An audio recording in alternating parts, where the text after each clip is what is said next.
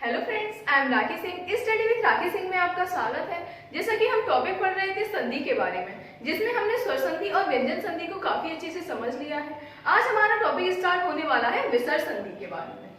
अब इसमें हम विसर्ग संधि और विसर्ग संधि में हमारा किस तरीके से परिवर्तन होता है और उसके क्या नियम होते हैं, इन सभी को हम डिटेल से पढ़ेंगे।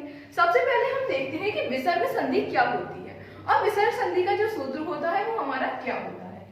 जैसा कि संधि का सूत्र बताया गया था कि प्रथम शब्द का अंतिम वर्ण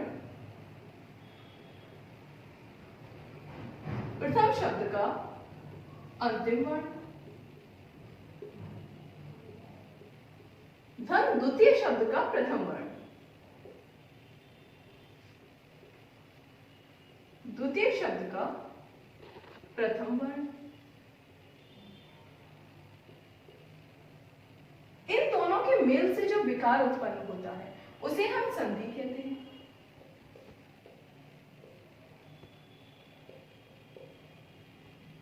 इन दोनों के मेल से जो विकार उत्पन्न हुआ उसे हमने संधि कहा। अब यदि पूछा जाए कि प्रथम शब्द का अंतिम वर्ण क्या होना चाहिए और द्वितीय शब्द का प्रथम वर्ण क्या होना चाहिए, तो विसर्ग संधि में काफी इजी है कि प्रथम शब्द का अंतिम वर्ण हमारा हमेशा विसर्ग तो होना ही चाहिए, यानी कि यहाँ हमारा विसर्ग जरूर आना चाहिए।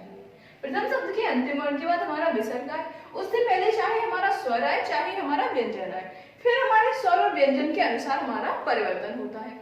और द्वितीय शब्द का प्रथम वर्ण क्या होना चाहिए? द्वितीय शब्द का प्रथम वर्ण हमारा व्यंजन तो विसर्ग तो होगा नहीं, क्योंकि हमारा कोई भी शब्द देखा होगा आपने, वो कभी विसर्ग से स्टार्ट होता हुआ देखा है क्या? विसर्ग से कोई शब्द स्टार्ट नहीं होता है हमारा, यानी कि द्वितीय शब्द का प्रथम वर्ण या तो हमारा स्वर होगा या हमारा व्यंजन होगा। इस तरीके से हमें विसर्ग संधि में क्या याद रखना है कि इसमें जहां से संधि होती है वहां हमारा विसर्ग जरूर आता है। क्लियर है? अब इसमें हमारे परिवर्तन किस तरीके से होते हैं इन्हें हम देखते हैं आगे। जैसे कि हमारा पहला नियम, इन सभी नियम को आप नोट डाउन करते जाइए। जैसे कि हम पहला नियम देखते हैं, यदि विसर्ग से पहले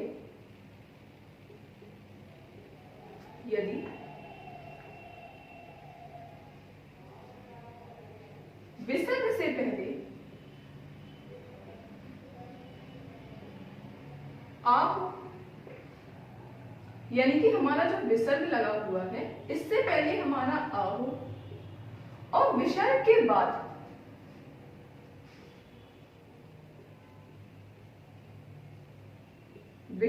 बाद हमारा घोष वर्ण हो, यानी कि विसर्ग से पहले आ हो और विसर्ग के बाद हमारा घोष वर्ण हो, तो हमारा परिवर्तन किस तरीके से होता है यह हमें देखना है। अब पहले तो हमारे घोष वर्ण क्या होते हैं हम यह देखेंगे। घोष वर्ण पढ़ाए गए थे आपको वर्णमाला में कि जो सघोष होते हैं उन्हीं को हम घोष कहते हैं, इसलिए हम इसे घोष या सघोष कुछ भी कह सकते हैं। घोष वर्ण हो या फिर हमारा सघोष वर्ण हो। और सघोष वर्ण के अंतर्गत हमारे क्या आते हैं? सघोष वर्ण के अंतर्गत हमारे स्पर्श व्यंजन जो होते हैं उसमें हमारे वर्ग होते हैं, जैसे तीसरा चौथा पांचवा वर्ण आते हैं।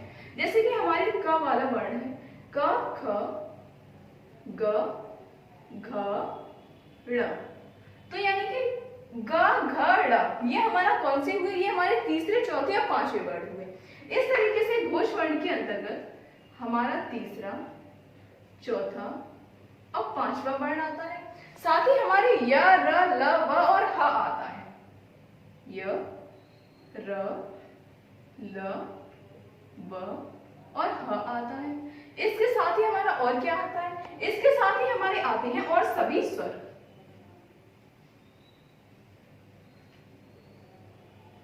सभी स्वर आते हैं। ये हो गए हमारे घोष वर्ण, यानी कि हमारा विसर्ग से पहले आ आएगा और विसर्ग के बाद हमारे ये सभी वर्ण आ सकते हैं। क्लियर है? अब हम देखते हैं कि इसमें परिवर्तन हमारा किस तरीके से होता है। जैसा कि नियम है हमें याद नहीं करना, हमें इन्हें उदाहरणों के माध्यम से समझना है।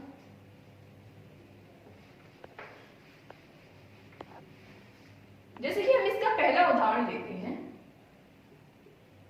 मनः धन योग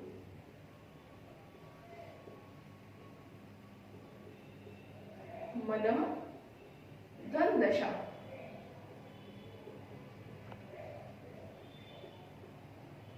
मनः धन अनुकूल। आप इन सभी शब्दों को देखिए, विसर्ग से पहले हमारा आ रहा है सभी में, क्लियर है? और विसर्ग के बाद हमारा य आया, द आया या फिर हमारा स्वर आया, यानी कि ये सभी हमारे घोष वर्ण आ गए हैं। अब इनका परिवर्तन हमारा किस तरीके से होता है, क्योंकि परिवर्तन संधि तभी होती है जब कोई ना कोई परिवर्तन होता है हमारा। जैसे कि इनका हम योग करके देखते हैं या फिर हम इनकी संधि करते हैं तो हमें कोई ना कोई परिवर्तन मिलता है। यदि हमारा शब्द है मनः धन योग, मनः धन योग का यदि हम संधि करते हैं तो मनः योग सार्थक शब्द तो नहीं होता है, सही सार्थक शब्द हमारा होता है मनोयोग।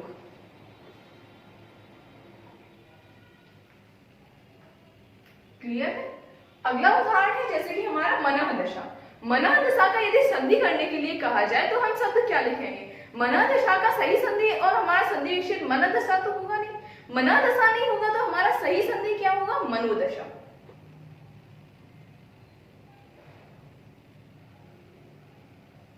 अगला उदाहरण है मनः अनुकूल। तो यदि हम इन शब्दों को जोड़ते हैं तो सही सार्थक शब्द हमारा मनः अनुकूल नहीं मिलता है, सही सार्थक शब्द हमारा मनोनुकूल होता है।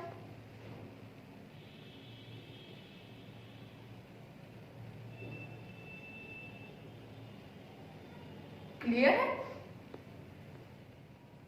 अब इन सभी में हम देखते हैं कि हमारा परिवर्तन किस तरीके से हुआ है। पहले शब्द के आगे हमारा यानी विसर्ग के आगे हमारा आ है, यानी कि इन सभी में भी आ है। तो जो हमने देखा मन का तो हमारा मन ही है, योग हमारा योग ही है, यानी कि हमारा विसर्ग की जगह पर ओ हो जाता है। और यही हमारा नियम है, विसर्ग के पहले आ हो और विसर्ग के बाद कोई घोष वर्ण हो तो हमारा विसर्ग ओ में परिवर्तित हो जाता है। बस इतना सा हमारा नियम है। क्लियर है? इसके हम कुछ और भी उदाहरण देखते हैं। जैसे कि आपको उदाहरण दिया जाए अधः धन लिखित, अधः धन लिखित, और इसका आपको संधि करने के लिए कहा जाए तो हम इसका सही संधि क्या लिखेंगे? अधः धन लिखित का सही संधि हमारा वही है, विसर्ग का ओ हो जाता है और ये संधि जैसे का तैसा ही रहता है, यानी कि हमारा सही संधि अधोलिखित होना चाहिए। अब यदि इसमें पूछा जाए कि यह हमारा जो संधि विच्छेद है इसमें हमारी कौन सी संधि है, तो यहाँ देखा जाए कि इधर विसर्ग लगा हुआ है, इसलिए यह हमारी विसर्ग संधि है। क्लियर? अगला उदाहरण यदि आपको दिया जाए मनः धन वेग, तो इसका संधि क्या होगा? इसका संधि वही हमारा होगा, विसर्ग का ओ हो जाता है, यानी कि हमारा सही संधि मनोवेग होगा। अब यदि हमारा अगला नियम आता है, जिस अगले नियम में हमारा विसर्ग के पहले आ नहीं होता है,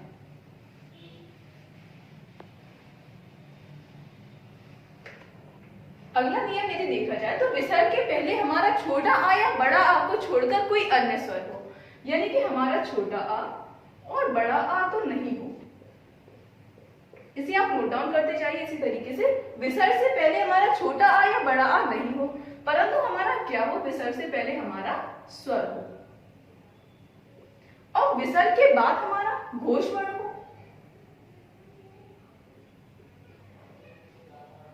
विसर्ग के बाद हमारा घोष वर्ण हो, तो हमारा परिवर्तन किस तरीके से होता है?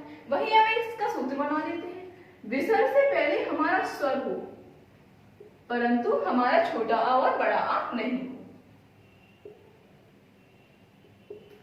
इसे आप इसी तरीके से नोट डाउन कर लीजिए कि विसर्ग से पहले हमारा स्वर तो होना चाहिए परंतु छोटा आ या बड़ा आ नहीं होना चाहिए, और विसर्ग के बाद हमारा घोष वर्ण होना चाहिए। तो हमारा जो परिवर्तन होता है वह किस तरीके से होता है? अब हम इसके कुछ उदाहरण लेते हैं।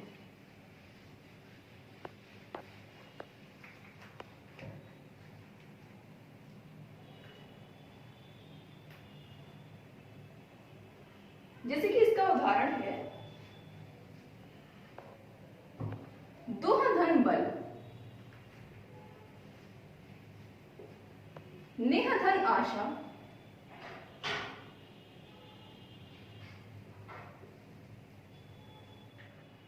अगला उदाहरण है आयु धन वेद। अब इन सभी उदाहरणों में हमने देखा विसर्ग से पहले हमारा ना छोटा आ है ना ही हमारा बड़ा है, परंतु हमारा कोई ना कोई स्वर जरूर है। क्लियर है? और विसर्ग के बाद वही हमारा घोषवर्ण दिए गए हैं, ये सभी हमारे घोषवर्ण के अंतर्गत आते हैं। अब इनका हमारा यदि परिवर्तन होता है या फिर हम कहें कि इनका हमें संधि करना है, दुह धन बल, तो दुह बल तो होता नहीं है, सही सार्थक शब्द हमारा दुर्बल होता है। क्लियर है? दुर्बल होता है। नेह धन आशा, नेह आशा भी नहीं होता, सही सार्थक शब्द हमारा निराशा होता है।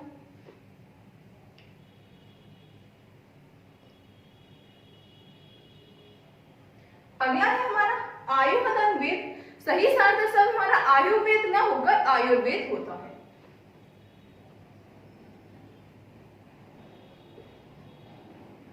अब हम इसका इधर देखते हैं कि हमारे जो ये शब्द थे, इन सभी शब्दों में से यहाँ हमारे कौन कौन से शब्द आए और हमारा जो परिवर्तन हुआ है वह हमारा किस तरीके से हुआ है। जैसे कि देखा बल और दुह, तो हमारा दो तो यहाँ पूरा पूरा आ चुका है और बल भी हमारा लगा हुआ है इधर।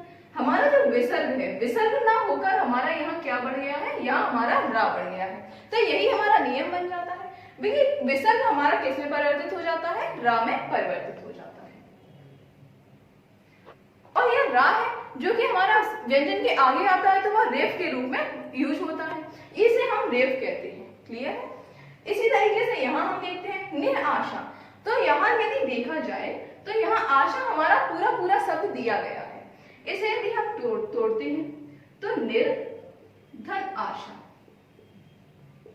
क्योंकि हमारा विसर्ग है, नि हमारा पूरा पूरा है, विसर्ग हमारा रा के रूप में परिवर्तित हुआ है। जब हम इन दोनों को जोड़ते हैं तो हमारा इस तरीके से रा लिखा जाता है, इसलिए हम इसे निराशा इस तरीके से लिखते हैं। क्लियर? यानी कि यहाँ हमारा विसर्ग का रा हो चुका है। आयु धन वेद, आयु भी हमारा पूरा दिया है और वेद भी हमारा पूरा दिया है। यहाँ परिवर्तन क्या हुआ है, हमारा रा में परिवर्तन हुआ है। यानी कि हम कहते हैं यदि विसर्ग से पहले कोई स्वर आता है परंतु हमारा छोटा आ और बड़ा आ नहीं आता है, और विसर्ग के बाद हमारा घोष वर्ण आता है, तो विसर्ग हमारा किस में परिवर्तित हो जाता है, विसर्ग हमारा रा में परिवर्तित हो जाता है। क्लियर? इसे आप साथ में नोट डाउन करते जाएंगे। साथ ही हमने इसके उदाहरण भी समझ लिए हैं, और जो भी स्टूडेंट आज न्यू ज्वाइन हुआ है वह डिस्क्रिप्शन में लिंक दी गई है, वहां से जाके आप स्वर संधि और व्यंजन संधि का वीडियो देख सकते हैं। साथ ही आज की क्लास यही समाप्त होती है। इस तरीके से वीडियो अच्छा लगा हो तो वीडियो को लाइक और चैनल को सब्सक्राइब करना मत भूलिए। Thanks for watching.